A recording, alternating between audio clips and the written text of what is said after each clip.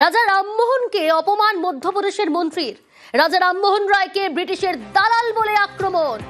বাঙালি মনীষীকে অপমান বিজেপি শাসিত রাজ্যের মন্ত্রীর।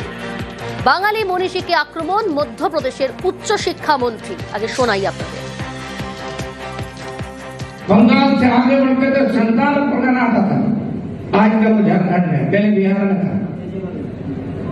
वहां तक अंग्रेजी शिक्षा के माध्यम से इस देश के लोगों की आस्था बदलने का दुष्य चल रहा था, और जिसमें इस देश के कई सारे लोगों को फर्जी समाज सुधारक अंग्रेजों ने बना रखा था। इसमें एक राजा राम मोहन राय भी थे, वो भी अंग्रेजों के दलाल के रूप में देश में काम करते रहे हैं।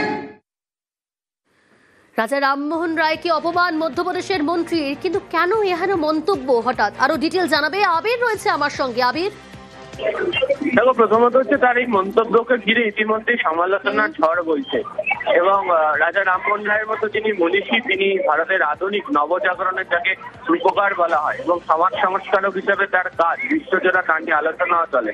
বিভিন্ন বাঙালি মনীষীকে যে ধরনের মন্তব্য করা হয়েছে তা নিয়ে তৃণমূল কংগ্রেসের তরফ থেকে সরব হয়েছেন প্রত্যেকে, এবং তাদের বক্তব্য যে বারবার ধরে বাঙালি মনীষী যারা রয়েছেন, কখনো রবীন্দ্রনাথ ঠাকুর, কখনো ঈশ্বরচন্দ্র বিদ্যাসাগর, যে আবার রাজা রামমোহন রায়, বারবার ধরে এই ধরনের অপমানের শিকার হতে হচ্ছে।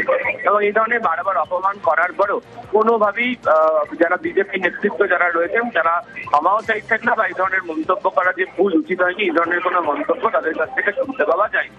সাম্প্রতিক সময় আমরা জানি যে ভাষা সন্ত্রাস, বাংলা বাঙালি ইস্যু, বাঙালি অস্মিতাকে জিগির দিয়ে তৃণমূল কংগ্রেসের রাস্তায় নেমেছে এবং সেখানে তাদের অন্যতম হাতিয়ার বা অস্ত্র থেকেছে বারবার বিজেপি নেতাদের এহেন মন্তব্য।